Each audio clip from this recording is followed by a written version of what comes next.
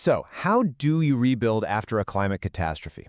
Well, back in March of 2026, a bunch of experts got together in Picanya, Spain for a conference called Regenerate to Resist, and they were all there trying to figure out that exact question, trying to map out a greener future for all of us. You know, the organizers, a group called Sequoia Pro, they didn't just pick Picanya randomly. Nope. They held this town up as this shining example, this beacon of green, resilient city planning. The story was that this town didn't just survive a disaster, it was supposedly leading the way in how to rebuild sustainably. And the story they told? Wow, it was powerful. See, after this absolutely devastating flood in 2024, they called it Dana, which is basically a really severe, locked-in storm system, the narrative was that Picanya just rose from the ashes. It became a symbol of hope. They painted a picture of a community turning all that pain and tragedy into a blueprint for a better, greener future. So what was the conference's big mission? It was all about figuring out how cities could totally reinvent themselves, using things like nature-based solutions and a circular economy.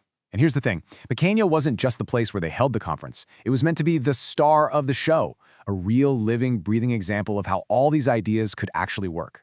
And the town's deputy mayor really hammered this point home in her opening speech. She talked about a community that, even after facing such immense loss, found its strength in coming together in a shared mission to rebuild. Not just for today, but for generations to come. Okay, so what exactly were these big green achievements? What made Picanya this so-called ideal scenario? Well, the town's architect got up and laid out a case that honestly sounded pretty compelling. First off, check this out. Their urban forest is incredible. We're talking about a town with just under 12,000 residents, but it has over 20,000 trees. And believe me, these trees aren't just there to look pretty. During that awful flood, they literally became a natural line of defense. They stopped cars from getting washed into people's houses and held the riverbanks together. And this really gets to the core of how they think about growth. The architect basically drew a line in the sand. On one side, you have Picanya's model, slow, steady, sustainable growth that preserves green spaces. And on the other, you've got the neighboring towns, which went for this aggressive, all-out expansion that's just paved over almost everything. Two totally different worlds. They're also super smart about how they handle water. They use these things called Sustainable Urban Drainage Systems, or SUDS for short. And the idea is just brilliant in its simplicity. Instead of treating rainwater like a problem you have to flush away into sewers that are already overloaded, they treat it like a valuable resource. The systems just guide the water into green areas, let it soak back into the ground naturally, and boom, you cut down on runoff and help stop floods. Oh, and it doesn't stop there. The list just keeps going. Over half the town has a modern, separated water system. They've had solar panels on public buildings since way back in 2009. They're even planning these new floodable parks in high-risk spots. Their whole mindset is about living with the ravine, not trying to fight against it. It really does paint this perfect picture of a super green-minded community, right? But this is where the story takes a really sharp turn.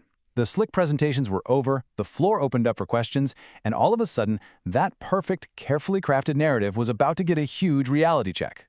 Someone from a local citizens committee gets up to speak, and his question, it was an absolute bombshell. It just sliced right through all the happy talk and got to the heart of the matter. He asked, where is the coherence? And he was talking about a plan to pave over a massive stretch of absorbent farmland to build a new industrial park. And the response from the stage? Crickets. Absolutely nothing. Just dead silence. Not a peep from the conference organizers, not a word from the city officials, and man, in that silence, you could practically feel the real story bubbling up, this deep, simmering conflict hiding just beneath all the green talk.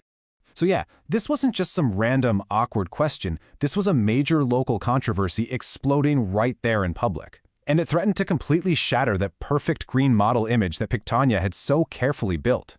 So what's this project at the heart of it all? It's called the New Polygon. And the plan is, well, it's to rezone 100,000 square meters. We're talking over 1 million square feet of this rich, fertile, spongy orchard land and just pave it all over for factories and warehouses. And look, this wasn't some big secret. This whole thing had been in the news for months. You had citizen groups from all over the region literally begging local governments to stop building new stuff in areas they knew were flood zones. And the newspapers, they were zeroing right in on Picanya. And the reason people were so against it was both simple and frankly terrifying. The very spot where they want to build this new industrial park, it's on land that was completely underwater during the Dana. So let's break this down. because you've got two very different stories here. On one hand, the city government is saying, hey, we need industrial land, this has been in the works since before the flood, and everything we're doing is by the book, perfectly legal. But on the other hand, you have citizen groups and environmental experts who are just screaming that this is reckless. They're pointing to the data. The area was under more than 2 feet of water. They're saying the official flood maps are hopelessly out of date. And their biggest warning? If you pave over this huge natural sponge, you're just making the flood risk worse for everyone downstream. And we have to remember, the stakes here are just incredibly high. That flood in 2024, it wasn't just some bad storm. It was a national tragedy. 230 people lost their lives. A number like that just cast this long, dark shadow over every single decision being made about how and where to rebuild. So, where does all this leave us? It really boils everything down to one central question, doesn't it? Is there this massive gap between all the nice green things we say and what we actually do? And what's just wild is that even with that huge unanswered question hanging in the air, even with this obvious controversy, the conference ended with the organizers just doubling down. They were still praising Picanya as the ideal scenario for the future of cities. I mean, the irony is just, it's staggering. So here it is, the core contradiction. On one side, you've got a city that's being celebrated, and for good reason, right? For its trees, its smart water management, its green vision. But on the other side, that exact same city is pushing ahead with a huge industrial project right on a known floodplain.